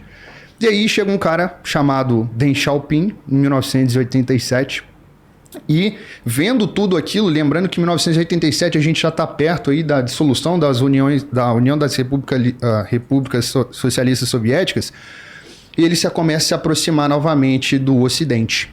E ele pratica a famosa ZES, né? Então ele começa a liberar as zonas para que comece a voltar a ter comércio na região da China, principalmente no Mar do Sul da China, depois ali próximo da fronteira com a Mongólia e na fronteira ocidental, oeste ali com Rússia e os seus próximos ali, os afegões, paquistães e não sei o que. Beleza. E aí temos esse ponto. Então, Deng Xiaoping, ele começa a transformar a China e a China começa a deixar de ser completamente comunista e ela começa a adotar um capitalismo de Estado. Então, o Estado começa a ser capitalista. Durante toda essa evolução, a China foi montada exatamente com base na sua imensa mão de obra e basicamente industrializando o que ela tinha perdido. Ela começa a se industrializar com produtos baratos, falsos, né? Quantas pessoas não têm produto chinês falso que a gente entra? Lembra, e às vezes nem sabe, né? Às vezes nem sabe. E isso aí foi o principal motor chinês. Então isso fez com que quase 800 milhões de pessoas na China saíssem da zona da pobreza, miséria, e começasse a criar um novo mercado consumidor. Então, imagina, a gente está falando de 800 milhões de pessoas, é o que a gente não tem na Europa, não tem aqui na América. Foi o maior êxodo rural da história, né? Da história. Da história. E muito, muito controlado isso, né? Mas lembrando que, né, trazendo para essa realidade, então a gente teve essa primeira fase de recuperação econômica, aproximação com o Ocidente da China, de 89, 87 até 2000. E de 2000 para frente, a China, adotando os planos quinquenais que trouxe isso da União das Repúblicas Socialistas Soviéticas, e eles têm até hoje, inclusive o último foi de 2020, eles começam a ter uma estratégia de longo prazo para a expansão do seu império, podemos dizer assim. E aí uma figura icônica entra nessa história, que é muito importante a gente pontuar, que é um cara chamado Xi Jinping, que hoje é o presidente do Partido Comunista Chinês e o presidente da China. Esse cara, ele foi vice-presidente de Hu Jintao, que na época Hu Jintao era presidente, Obama era presidente dos Estados Unidos e o vice-presidente do Obama era Joe Biden. Então é na mesma época. Depois disso, Hu Jintao passa o poder para o Xi Jinping e o Xi Jinping ele começa a mudar. As pessoas acreditavam que a China, com o Hu Jintao, já estava cada vez mais democrática, podemos dizer assim. E acreditava que a China ia continuar nessa direção. Só que Xi Jinping fez o contrário. Ele foi oposto a tudo aquilo que até os Estados Unidos, até a Europa acreditou, ele começou a centralizar de novo. No momento atual, na última reunião do Partido Comunista Chinês, que foi esse ano, a maior carta assim, que ele manda essa mensagem para o mundo foi Hu Jintao ser retirado do meio, né, da reunião do partido. Ele é retirado do evento como uma amostra do Xi Jinping falando: o poder agora sou eu. Então isso é... Não sei se vocês vão ligar isso na história, mas logo depois que acontece isso, começa os soluços sociais na China com a política do Covid-0, e agora a gente viu vários vídeos da China, das pessoas na rua protestando contra exatamente essa política. Então a China hoje vive um problema gravíssimo, que é a centralização do poder. Automaticamente isso influencia na sua política externa. A China hoje tem uma política chamada One Belt, One Road, atualizada, que é a nova Rota da Seda. Inclusive, né, Você citou muito bem aqui na questão da China comprando imóveis. É o principal know-how chinês. O chinês mexe com engenharia desde do muro da China, né? Com a transposição dos rios azul e amarelo. E no final das contas, é assim, como eu já investi um bom tempo na China, hoje, como investidor, eu não tenho um bom cenário para aquelas pessoas que querem expor a China, justamente por causa dessa centralização e o risco.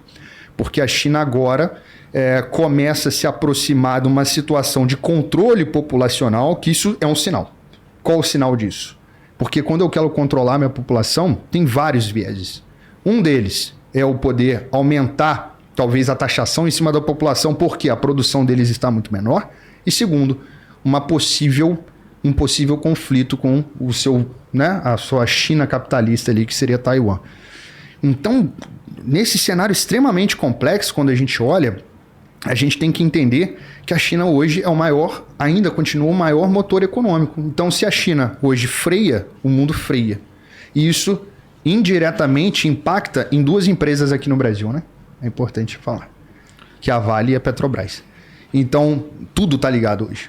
Então, o meu cenário em relação à China hoje é um cenário muito nebuloso, que eu, como investidor, eu não exponho mais a China, não vale a pena. Mas é possível você se expor talvez a negócios que podem se aproveitar disso.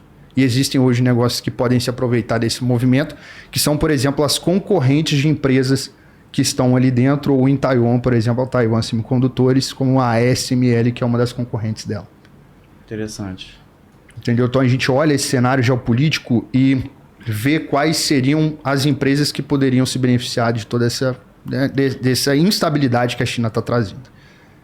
Pô, que legal. Bom, tivemos uma aula incrível agora aqui. Ele veio desde 1900, não, acho que ele veio desde a primeira Revolução Industrial até 2022 aqui, caminhando. Ele traçou a linha do tempo aqui. A gente fez uma incrível, caminhada, né? Na história aqui. Com eu lembrei de vários fatos aqui realmente com o Leonardo falando. Pô, incrível isso. Bom, então, assim, olhando esse cenário da China, né? Agora nós voltamos aqui para o nosso cenário interno, né? Qual é a previsão que você pode ter, Leonardo, para o Brasil nos próximos anos? É um pouco... Pela careta, não. A resposta não vai ser muito positiva. A gente precisa ouvir, porque nós temos um novo governo aí iniciando, né? E com certeza tem muita gente esperando assim, escutar, né? Até coisas boas de alguns especialistas, mas eu mesmo vejo que o cenário não me parece ser muito interessante, não. Eu queria escutar exatamente de você, né? Que é um cara... que realmente tem todo esse conhecimento aí que pode nos apontar alguns caminhos. E é isso que a gente quer escutar, né, Vitor? Bom, como assim, a gente tem que diferenciar, né, o meu posicionamento pessoal com a visão que a gente está tendo do cenário. Sim. Eu sou uma pessoa que tem uma tendência maior ao Estado menor. Então, eu acredito que o ser humano em si, como a gente está falando no indivíduo, ele tem mais capacidade de geração de negócios, geração de capital, do que o Estado tentando controlar. Então, a grande diferença que a gente tem de direita e esquerda, principalmente a gente fala Estados Unidos, que é o maior exemplo, talvez grande exemplo, que um Estado, à esquerda dos Estados Unidos, o Estado ele é mais indutor da economia. É mais interferência do Estado na economia, acreditando que a economia vai gerar melhor. Já a direita... ele acredita no Estado mínimo. Então, quanto menos interferência do Estado, melhor. O Estado tem que fazer a sua função básica, que é basicamente pensar no bem social enquanto as pessoas pensam no bem privado. E nesse aspecto, a gente viu uma mudança extremamente drástica no Brasil. Eu fui pesquisar um pouco mais sobre o nosso futuro ministro da Fazenda. Ele tem mestrado em economia, só que o seu mestrado foi uma interpretação e até uma crítica ao socialismo, né, da Rússia. A sua filosofia, ele também tem doutorado em filosofia, e o tema dele foi de Karl Marx até outras leituras depois, né? E ele tem 4 livros ligados a socialismo e comunismo. Então, tem um de sindicato também. Sindicato, tem um de sindicato. Que está exatamente no meio, né, dessa história, porque sindicatos também tem tudo a ver com esse lado socialista, né? Não estou dizendo que sindicato é socialista, mas é um dos braços quando a gente fala de socialismo. É verdade. E esse é o viés. A gente teve uma guinada muito forte. O Brasil estava direcionado a ser um país com uma liberdade econômica muito maior, as pessoas podendo desenvolver negócios, diminuindo a burocracia, um controle melhor do Estado, gastos públicos, coisa que a gente já não está vendo agora. Então esse é o grande problema. Todos os nomes principais agora que foram levados, eu posso falar da economia, né, que é o que eu entendo. Por exemplo, eu não posso falar do ministro por exemplo, da Segurança Pública. Talvez eu não possa falar. Da Justiça, que é contigo. Mas eu posso falar da economia.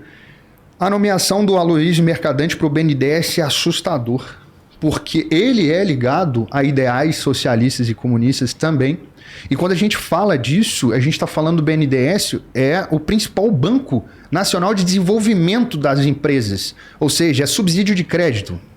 E aí o que vai ser subsidiado nisso? Vai ser as empresas que realmente visam o lucro e o crescimento, né, do seu negócio, para que isso, de certa forma, reflita para a sociedade como mais geração de riqueza, diminuição de tributo, ou a gente vai ter mais do mesmo que a gente viveu em outros governos. Então, o que mais me chama a atenção é que a gente está vivendo talvez uma Dilma 3 do que um Lula 1, que tem grandes diferenças. O Lula 1, ele era mais austero fiscalmente. Esse não. Então, para nós que somos investidores e empreendedores, a gente tem que ter cuidado, porque isso, tudo isso, de aumentar o número de ministérios, de colocar pessoas com esses ideais de Estado indutor da economia, tem um preço. E o preço vai ser por 2 canais, 2 vias. 1, impostos. 2, inflação. Não tem discussão. Isso é estudado, é teoria monetária. Então, se aumenta os gastos, nós só temos 2 vias para dissipar isso. Inflação e impostos. E aí, isso vocês podem falar muito bem. Talvez para vocês seja muito bom, porque vai aumentar o número, né, de problemas, só que automaticamente para o Brasil isso vai reduzir a produção que a gente vê. Na minha parte aqui, eu não acho que seja bom, não. Pelo contrário, né? Isso, retração da economia, diminuição dos postos de trabalho, aumento da carga tributária. Já estão sinalizando isso, né? Tem vários sinais de que vão se buscar aí. Até porque, para você estourar o teto de gasto, você precisa tirar dinheiro de algum lugar. Vai tirar de quem paga. Exatamente. Do produtor, né? Então, eu vou tirar só daqueles que tiveram algum benefício, né? Que eu dei isenção ou coisa parecida. Não, ele vai tirar de todo mundo. Né? Uma delas que eu acho que realmente pode voltar aí à pauta é a questão da tributação do lucro. Que o lucro nada mais é do que o salário do dono do negócio, que produziu, trabalhou, gerou oportunidade. Né? Muitas vezes a gente fica muito preocupado, eu também fico muito preocupado, quando o empreendedor, aquele que gera a oportunidade de emprego, é tratado até de uma forma muito como se fosse um criminoso, né? Porque no nosso país tem essa coisa, né? Você que gera oportunidade, você que quer enriquecer com o trabalho, que quer gerar oportunidade, não é muito bem visto, não. E essas pessoas que olham a gente nesse formato, elas têm que pensar o seguinte: somos nós que geramos empregos, né? Quantas pequenas e microempresas tem no Brasil? São milhares. Elas é que colocam dinheiro na mão do governo. O governo não produz dinheiro. Na verdade, é o contribuinte. O dinheiro entra lá para se investir em educação, não é? em saúde, não é? Na questão da saneamento básico, estrutura, não é verdade? Para que você possa aí transportar tudo que se produz no país, né, de uma ponta a outra. Então, essa é uma preocupação muito grande. E a gente já teve esse cenário em outros governos. A gente percebeu a quantidade de empresas pequenas que fecharam, né? O aumento do desemprego.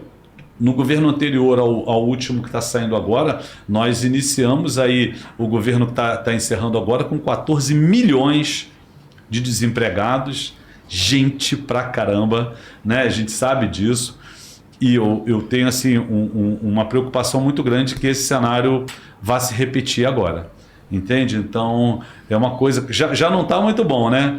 Mas nós passamos aí por um problema grave, ainda uma guerra que afeta também o Brasil, passamos por um período de pandemia gravíssimo, mas a economia conseguiu aí seguir o seu caminho, a gente continua trabalhando e tudo mais, cenário melhorando, e de repente a gente dá uma guinada muito grande num outro direcionamento. Preocupante mesmo, entendeu? Então é assim que eu vejo. Eu não vejo com bons olhos, não. Eu não sei o que o Vitor pode se posicionar. Eu, como contador, que atendo clientes aqui, legalizo empresa, houve já uma diminuição enorme de empresas para se legalizar. Entende? Eu não sei se o cenário é porque as pessoas estão com medo, alguma coisa assim, mas houve já uma diminuição. Eu já tenho outro viés aí para o que você imagina da parte da advocacia, né? Não, mas que aumento da carga... A gente não trabalha com conflito, né? Exatamente. Esse emaranhado tributário, né? E aumento da carga tributária também gera mais litígio, né? Contra o Estado, execução fiscal, ação declaratória, etc. Só que é difícil para o advogado monetizar isso porque o cliente tá sofrendo uma execução fiscal ali, é um processo que demora anos, né? Às vezes ele vai pleitear uma restituição, um valor, isso acaba em um precatório, que ele vai ter que vender ou vai receber de não sei quanto tempo. Cada vez eles postergam mais o pagamento dos precatórios, então acaba que a advocacia não consegue monetizar isso. Então é ruim para a gente também. A melhor maneira do advogado monetizar é no preventivo, não no contencioso. Preventivo você consegue cobrar bem, o cliente vai melhorar o faturamento dele e ele vai te pagar uns honorários mensais regulares e vai aumentar a capacidade financeira dele e assim você vai seguindo, né? Ou seja, então não está sendo bom para ninguém. Para ninguém. Para nós três, pelo menos aqui. Para ninguém nessa mesa. E tem muita gente que não sabe ainda, mas vai ficar ruim para elas também, né? Porque tem que se preparar, tem que se informar, vai ter que começar a repensar também seus negócios e tudo mais em função disso tudo que vai chegar. E vai chegar. Vai. Né? Nós temos aí algum tempo ainda para pensar, para refletir, mas vai chegar e vai afetar todo mundo, né? Não tem como fugir disso. Léo, me fala o seguinte, né? Eu até separei aqui uma pergunta também que eu gostaria, né? Queria que você falasse um pouquinho sobre a questão da inteligência emocional para fazer investimento. Entendeu? Como é que é essa questão? Como é que a pessoa tem que se preparar emocionalmente para fazer seus investimentos? Essa questão de utilizar a inteligência emocional para isso e tudo mais. A gente comentou até um pouco antes de começar o podcast. O cara, às vezes ele precisa de um conhecimento básico mínimo, né, para ele começar a ter uma pequena reserva, para ele começar a investir. Como é que é isso? Né? Tudo que eu ganho, eu gasto. Não fui educado na minha infância a pegar um pedacinho e reservar, não tive essa preocupação. E eu queria até acrescentar só mais uma coisinha também nessa pergunta. As pessoas esquecem que elas vão envelhecer. E aí você continua nesse processo, ganha e gasta, ganha e gasta. Eu digo muito, principalmente para o cliente que a gente atende muito aqui, são os profissionais da área de saúde, principalmente o médico, né? O cara tem 3, 4 empregos, tem empresa, tem consulta, o cara faz loucura. E o que ele ganha, ele gasta, ele viaja, ele compra carro, ele troca de carro todo ano, ele, faz um monte de coisa. E muitas vezes, eu tenho vários aqui assim, não se preocupa em fazer nenhuma reserva. Às vezes o cara tem uma poupancinha, mas ele rapidamente gasta logo, já está em outra. Então, ele não consegue fazer aquele planejamento para que uma parte dessa renda ele consiga fazer de investimento para o futuro. Que vai chegar um momento que ele vai ter que diminuir. Ele não vai poder ter 4 empregos. E quando ele se aposentar, a renda vai cair aí uns 50%, 60%, 70%, vai reduzir realmente. E ele não vai ter a mesma energia da juventude para continuar trabalhando. Como é que esse cara faz? Como é que ele vai ter inteligência emocional agora para que ele possa realmente trabalhar isso e fazer essa reserva para o futuro? Eu falei no médico, né? Mas aí essa é uma pergunta que serve para todas as pessoas aí que precisam ter essa prudência, essa inteligência, essa educação financeira. Bom, você bateu a palavra exata agora no final, educação, né? Como qualquer aspecto, a gente tem que lembrar que a educação é um processo. Então, investir é um processo. A inteligência emocional você vai adquirir ao longo do tempo. A gente fala, por exemplo, qualquer um que é praticante de qualquer atividade física sabe que aquele primeiro exercício que você vai fazer, você não vai fazer da forma correta, vai botar o peso baixo, ou às vezes vai lá correr 1 quilômetro, não vai conseguir, vai ter dores absurdas depois. É tudo um processo, né? Então tudo tem que se tornar um hábito. E para se tornar um hábito, aquilo tem que se tornar um prazer para entender essa construção. Então o investimento não é diferente. Às vezes o investimento fica uma palavra tão distante, né? Eu preciso investir. Mas na verdade, é o que eu sempre digo, você está vendendo hoje para comprar o amanhã. Você mesmo falou muito bem aqui, o futuro sempre chega, né? Tem algumas pessoas que infelizmente, ao longo do tempo, vão embora um pouco mais cedo. E aí serve esse planejamento que a gente estava falando aqui nessa questão. Mas a gente precisa, agora, vender um pouco do hoje para comprar o amanhã. Porque amanhã, como você mesmo pontuou muito bem, a gente não vai ter mais a energia que a gente tem hoje. Chega a 40, 50, 60, 65, começa a ter alguns problemas, você não consegue render mais. E a hora que você plantou. Então, como tudo na vida, eu vou trazer aqui também uma frase que eu gosto bastante, a gente está sempre plantando com as duas mãos. Mas a gente nunca pode colher com as duas. Porque se a gente colhe com as duas, a gente mata tudo. Continua plantando com uma e vai tirando com a outra. Você já plantou demais? Ok, tem que usufruir da sua vida. É mais do que natural. Você falar para um médico ou um empresário qualquer, não, você tem que juntar tudo e viver uma vida de monge, tá errado. Porque o dinheiro ele é feito para gerar benefício. Mas ele também vai gerar benefício para você no futuro. Você quer manter o seu padrão de vida? Quer continuar viajando? Quer ter um carro legal? E assim, o mais incrível é que quando a gente olha, eu faço consultoria com as pessoas principalmente que têm uma renda maior, quando a gente para ajeitar a renda dela, ela vê que tem um espaço. Caramba, eu estou gastando 3, 4, 5 mil reais aqui com bobeira. Às vezes com taxa de juros de cartão, uma dívida que ele pegou um juros maior. Então é muito simples essa análise. A primeira coisa que ela tem que entender, que é uma inteligência emocional, que ela fala, cara, futuramente a minha família vai precisar de mim. Às vezes o filho, a mãe, o pai, a esposa, o esposo. Eu preciso ter condições financeiras para bancar isso. Então eu vendo uma parte do meu agora para que isso tenha como frutificar no amanhã. Essa é a característica básica. E com isso, é importante a gente primeiro pautar, que é um entendimento básico. A gente não pode gastar tudo que a gente ganha. Isso é básico. A gente primeiro tem que se pagar o nosso futuro, para depois pagar os bens. E a gente vê um erro em relação a isso. Primeira coisa, as pessoas precisam rever as contas. E, por exemplo, eu fui rever isso que assim, trabalho com isso há mais de 10 anos. Eu fui rever minhas assinaturas, Carlos. Sabe quanto que eu estava gastando de assinatura por mês? De assinatura de Spotify, de streaming? Essas coisas. R$750 por mês de assinatura. Eu falei, não, mas peraí, isso é quase um salário mínimo. Você não vê nem um terço disso. Eu não vejo. Eu tava falando com a minha mulher exatamente isso, eu não vejo. Então, aí você olha, aí eu falei, banco, por exemplo, fui ver, eu tava pagando lá R$100 e poucos mensais pro banco. Meu cartão de crédito não me gerava nada de benefício, de milha, não gerava nada. Anuidade, tarifa bancária. As pessoas que têm uma renda alta, se elas se adaptam rapidamente a essa leitura financeira, elas são muito mais, vamos dizer assim, eficazes do que uma pessoa muito simples, que está poupando ali a vida inteira, e aí na vida inteira ela junta 20, 30, 40 mil reais, e aquilo ali já é o suficiente. Mas a pessoa que tem uma renda maior, ela simplesmente fazer essa gestão correta, fazer essas análises e tentar, de fato, segurar um pouco os seus gastos e tentar adequar uma realidade um pouco melhor, sem deixar de viver, isso é fundamental. As pessoas têm que viver, porque senão aquele peso do estresse começa a refletir na família. Porque a família às vezes gosta de viajar, gosta de passear, ele gosta de ter um carro legal. Mas é simplesmente rever esses valores. Para falar de números, um amigo meu que é médico, um grande amigo meu, a gente foi fazer uma rápida leitura disso e a gente conseguiu com ele, sem grande estresse, poupar aí 4, 5 mil reais por mês. Falei, cara, é só você pegar esse dinheiro, cara. Ao longo aí de 12 meses, você já tem quase 50 mil sem fazer nada. Agora a gente vai aprender a aplicar. Como a gente vai aplicar? E aí, quando a pessoa pega gosto por investir, é a mesma coisa que ela tem gosto, às vezes, de ir para a empresa dela.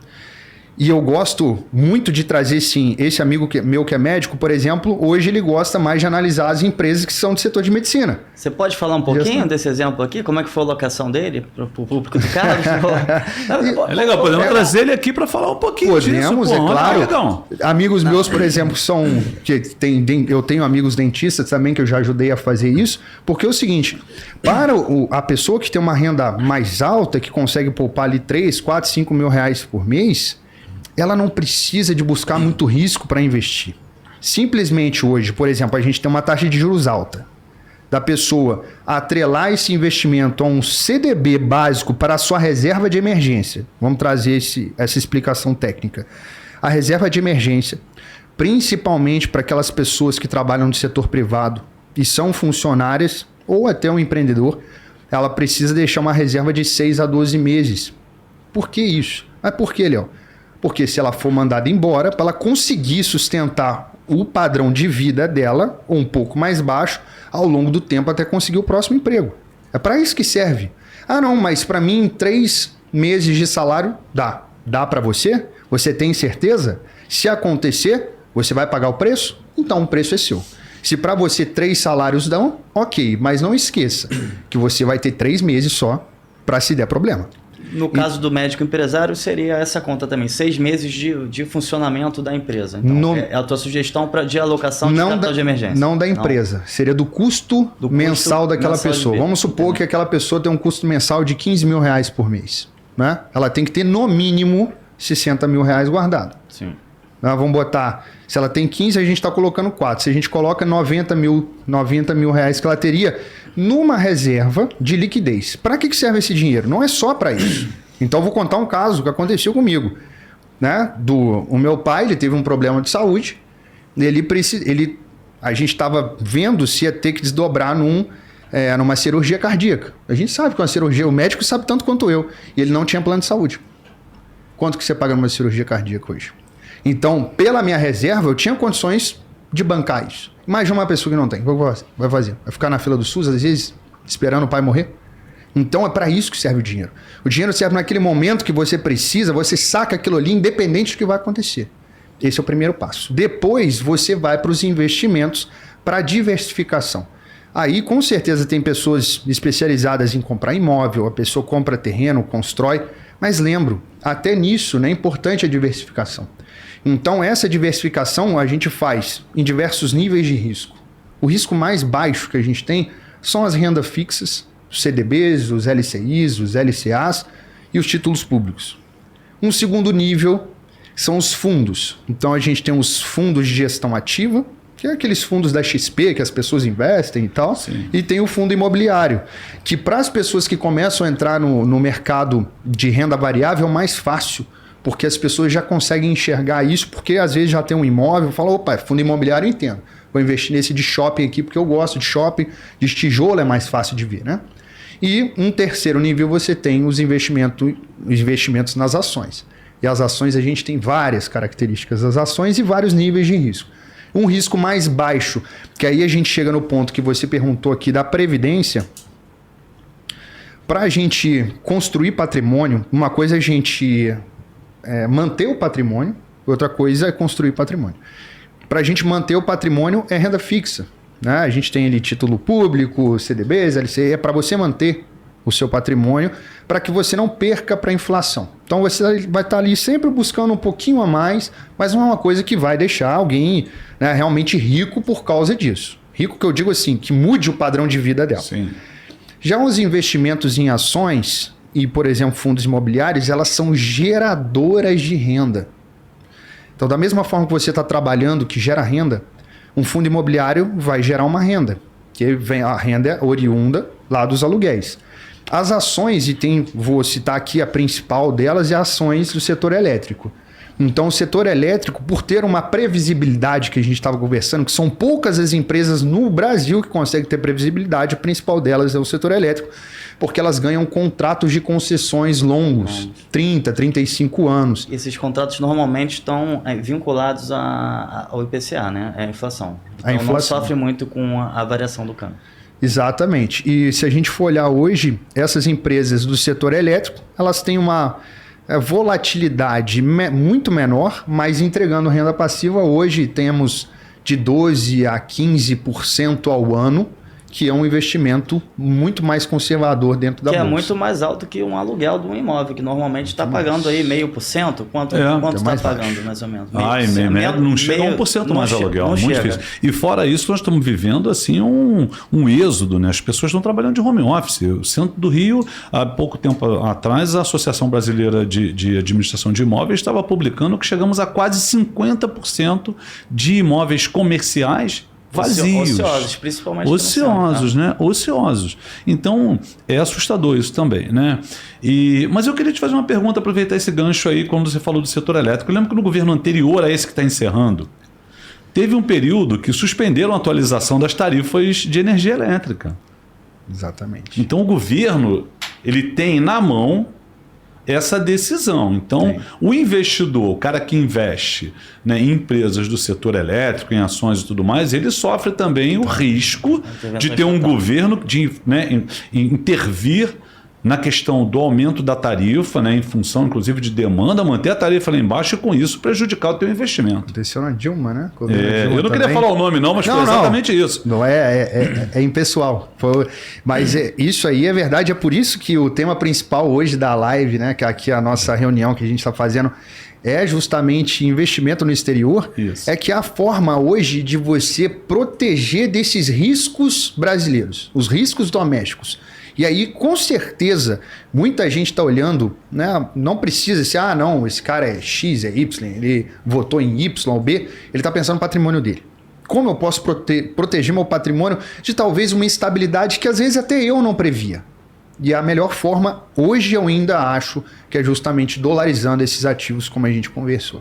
Poxa, muito legal, muito legal. Eu queria até falar com vocês que a gente tem um segundo episódio aqui, né, para começar em criptomoedas. Vocês querem parar para tomar uma aguinha? Vamos tomar um café. Vamos. Então, gente, vocês que estão aí assistindo, nós vamos dar uma paradinha aí, 5 minutinhos, 10 minutinhos, vamos tomar uma água e tal. Nós vamos voltar para o segundo episódio, que nós vamos estar falando sobre criptomoedas, tá? E vamos avançar com o mesmo tema, tá bom?